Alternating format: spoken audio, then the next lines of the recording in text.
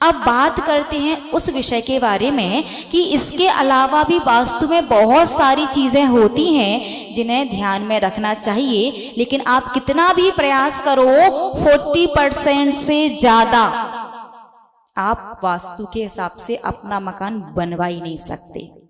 ज्यादा से ज्यादा आप अति कर भी दोगे तो कितना परसेंट वास्तु के हिसाब से बन सकता? 40%। 60% अभी भी कहीं ना कहीं कोई ना कोई किसी ना किसी प्रकार का दोष बनता ही रहेगा।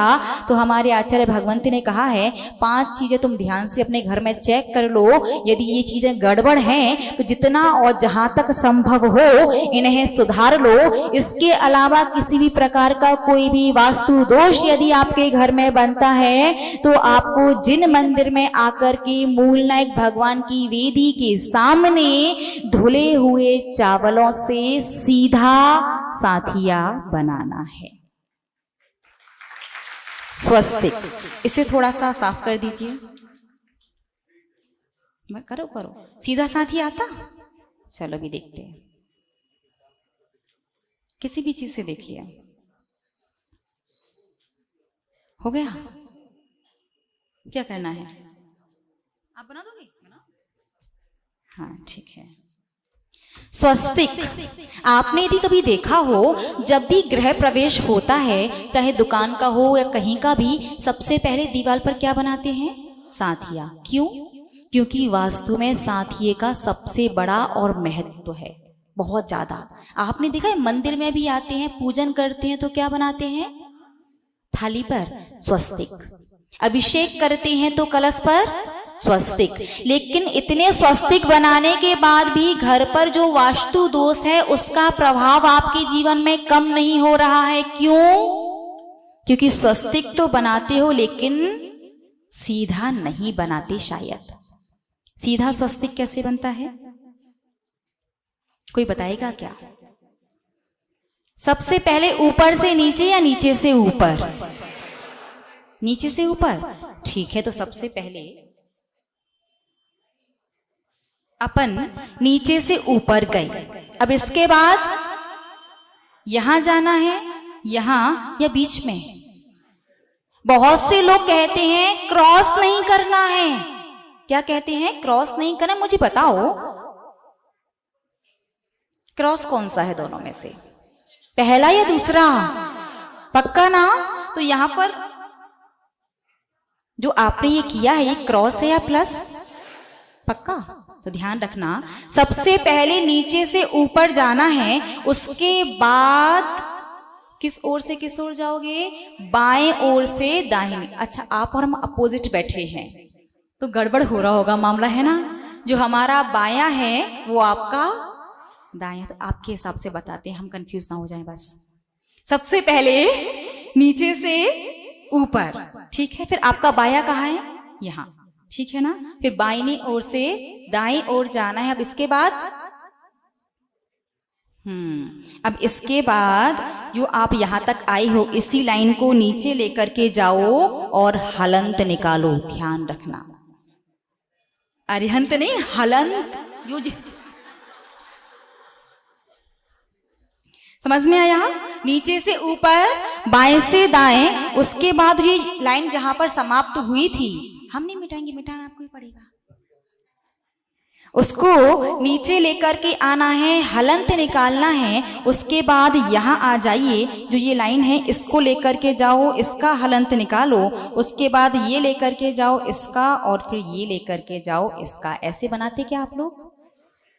नहीं, जैसे मन में आता वैसे बना देते हैं, फिर कहते मामला गड़बड़ क्यों हो गया। सीधा स्वस्तिक इसी प्रकार से क्यों बनाया जाता है? नीचे से आप ऊपर गए, उसका मतलब है प्रत्येक संसारी प्राणी निगोद से लेकर के ऊपर सिद्धालय तक की यात्रा पूरी करने के लिए निकला है। फिर आप बाएं से दाईं ओर गए, इसका मतलब होता है कि मैं कहां नहीं जाना चाहता? कहां नहीं जाना चाहता? नरक इधर कहां है? ये किस बात के लिए है? कौन सी 83 गति? कहाँ नहीं जाने चाहते? इस लाइन को बाद में बताएंगे, उससे पहले जो ये लाइन है, ये लाइन नरक नहीं जाना है। नीचे की तरफ क्या होता है? नरक नहीं जाना है, और हलंत का मतलब नहीं जाने का संकल्प। ये लाइन त्रियंच गति में नहीं जाना है, त्रियंच गति में नहीं जाने का संकल्प। ये देव गति में जब तक मोक्ष नहीं मिल रहा तो त्रियंच और नरक गति में जाने से अच्छा है कि देव गति। लेकिन देव गति में भी नहीं जाना, क्योंकि हमें तो कहाँ जाना है? मोक्ष। तो जब तक मोक्ष नहीं जा रहे तब तक के लिए ओके है, क्योंकि बीच में पंचम काल चल रहा है, अभी कहीं ना कहीं तो जाना पड़ेगा। उसके बाद वहां से आकर के चौथे काल में मनुष्य बन के मोक्ष जा पाएंगे, तब तक के लिए देव गति मिलेगी तो ओके। लेकिन देव गति में भी नहीं जाना है, नहीं जाने का संकल्प, और मनुष्य पर्याय भी जल्दी से अंतिम आ जाए, इसलिए मनुष्य गति में भी नहीं जाना है और नहीं जाने का संकल्प। और जो ये लाइन बची एक, ये है स्थावर एक इंद्रिय जीव की। पानी, अग्नि, वनस्पति, पृथ्वी और वायु में नहीं जाना है, क्योंकि इस एक इंद्रिय की पर्याय में यदि एक बार आप चले गए तो असंख्यात भव तक वहां से निकलने की कोई भी उम्मीद नहीं होती है। अब बिंदी कहां से लगाओगे?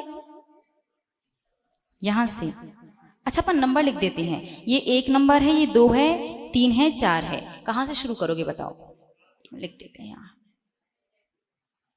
नहीं, ये नंबर हमने पूछने के लिए लिखा है, सही ये नहीं है, ध्यान रखना। बिंदी कहां से? पुरुष वर्ग। कुछ लोग कहते हैं 1 से, कुछ लोग 2 से।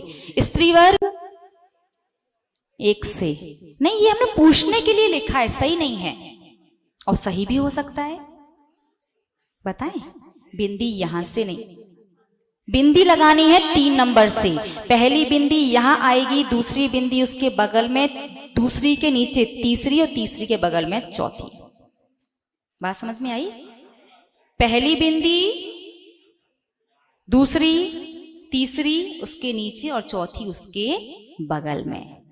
इस प्रकार से ये 4 बिंदियां 4 अनुयोग का प्रतीक हैं कि बिना चारों अनुयोगों के पढ़े बिना आपकी 4 गतियां नहीं छूट सकती। 4 गति छूटने के लिए क्या पढ़ना पड़ेगा? 4 अनुयोग। और जब 4 अनुयोगों को पढ़ लिया जाता है, आप स्वस्तिक या तो सीधे सिद्ध शिला से शुरू कर देते हो, या फिर स्वस्तिक बनाने के बाद पहले सिद्ध शिला बनाते हो। अभी सिद्ध शिला नहीं बनेगी, 4 बिंदी के बाद लगती हैं 3 बिंदियां। ठीक है ना? सम्यक दर्शन, सम्यक ज्ञान और सम्यक चारित्र। चारों अनुयोगों का जब ज्ञान हो जाता है तो व्यक्ति रत्नत्रय को धारण कर लेता है, और रत्नत्रय को धारण करने वाला जीव सिद्ध शिला पर जाकर के विराजमान हो जाता है। ऐसे बनता है स्वस्तिक। सबसे पहले नीचे से ऊपर की ओर, उसके बाद बाएं से दाएं ओर, और जो जिस लाइन से आप आए हो उसी को नीचे लेकर के जाओ, हलंत निकालो। उसके बाद त्रियंश गति वाली जो है तिरछी, उसे लेकर के जाओ, हलंत निकालो, फिर ऊपर जाओ, हलंत निकालो, और जो टेढ़ी जो लाइन है मनुष्य गति के लिए, उधर जाओ, हलंत निकालो।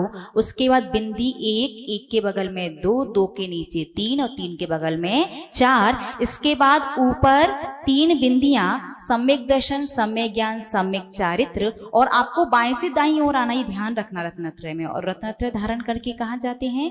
सिद्धालय पर सिद्ध शिला बनाओ, और उसके बाद एक सिद्ध जीव। ये होता है पूरा सही स्वस्तिक। हाँ, थोड़ी प्रैक्टिस करनी पड़ेगी।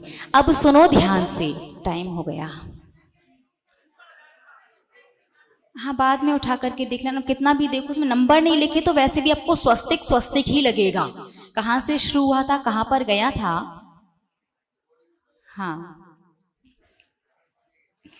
एक बात ध्यान रखना, आप लोग चाहे कलश पर स्वस्तिक बनाएं या पूजन की थाली में, आपको इसी प्रकार से स्वस्तिक बनाना है। और आपको यदि लगता है कि किसी भी प्रकार का वास्तु दोष का प्रभाव आपके ऊपर, आपके परिवार के ऊपर यदि आ रहा है, किसी भी प्रकार का वास्तु दोष जो आपके घर में बन रहा है लेकिन बिना तोड़ फोड़ के उसका समाधान दिखाई नहीं दे रहा, तो आपको कोई भी एक अच्छे शुभ मुहूर्त में, ध्यान रखना, शुभ मुहूर्त में 6 महीने के लिए नियम लेना है कि जिस भी मंदिर में जाओगे उस मंदिर के मूल नायक भगवान के सामने जो द्रव्य चढ़ाने की टेबल होती है, उस टेबल पर चावल से, चाहे सफेद या पीले, दोनों प्रकार के चावल ले सकते हैं, चावल से सीधा स्वस्तिक बनाना है।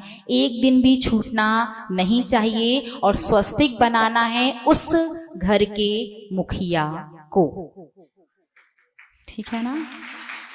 और जिस दिन बाई चांस मुखिया किसी आवश्यक कार्य से कहीं बाहर जाता है, जहां पर जिन मंदिर तो है लेकिन वो दिगंबर वाला नहीं है, तो उनकी जो श्रीमती जी हैं, अर्धांगिनी कहलाती ना, आधा पूरा चाहिए होता है होने, तो उस अनुपस्थिति में उनकी श्रीमती जी सीधा स्वस्तिक बना सकती हैं। इस प्रकार से स्वस्तिक का और भी विशेष महत्व होता है। और क्या महत्व है मनुष्य जीवन में, और किस प्रकार का स्वस्तिक, एक चंदन का स्वस्तिक होता है, एक केसर का स्वस्तिक होता है, एक हल्दी का स्वस्तिक होता है और एक रोली का स्वस्तिक होता है। सभी प्रकार के स्वस्तिक का अपना अलग अलग महत्व है। उसके लिए आप लोगों को पढ़ना है वीरनंदी आचार्य की शिल्प संहिता, ठीक है ना। तो बस इतना सा वास्तु है, इसलिए आज के बाद ज्यादा वास्तु में दिमाग मत लगाना, वास्तु को हवा नहीं बनाना, और बाबा जी बना के ना तो डरना और ना डराना, और जो डराए ना एक प्रश्न उससे पूछ लेना। जब भी कोई आपके सामने कहे मैं बड़ा वास्तुकार, मुझे वास्तु का बहुत बहुत बहुत सारा ज्ञान है, इंटरनेशनल लेवल के वास्तुकार आते हैं आजकल, तो आप उनसे एक ही प्रश्न पूछना कि यदि मंदिर में भगवान की प्रतिमा की दृष्टि हल्की सी भी यदि आग्नेय कोण की ओर जाती है तो कौन सा दोष बनता है, ठीक है। इसका राइट आंसर क्या है हम क्लास में बताएंगे, रिकॉर्डिंग में नहीं बताएंगे, वो सुन लेंगे तो उन्हें पता चल जाएगा, ठीक है ना। शाम को क्लास लगती है ना जिज्ञासा समाधान वाली, उसमें बताएंगे तो आपको पता चल जाएगा। फिर जितने वास्तुकार आके जब भी आपको डराएं, जब भी वो 3-5 आपके सामने करें, तो उनसे एक ही प्रश्न पूछ लेना। क्योंकि 2-3 बार ऐसा हो चुका है कि कई बार वास्तुकार आते हैं, हम यहाँ गए थे, वहां गए थे, वो कहते हमने आचार्यों तक को पढ़ाया है, लेकिन जब उनसे पूछ लिया जाए यदि आग्नेय कोण में दृष्टि जा रही है तो वास्तु के हिसाब से कौन सा दोष बनता है, तो पता नहीं वो कौन कौन से सही वाले दोष को छोड़ के सारे दोष गिना देते हैं। तो इसलिए आगे से हमेशा ध्यान रखना। अब आपको क्या करना है, घर पर जाकर के 5 चीज चेक करना, और परिवर्तन संभव ना हो तो बोलिए ना, स्वास्तिक बनाना है। चलेगा, वास्तु का विषय पूर्ण हुआ। जय बोलिए परम श्रद्धेय गणनीयारिका श्री सौम्य नंदिनी माता जी की।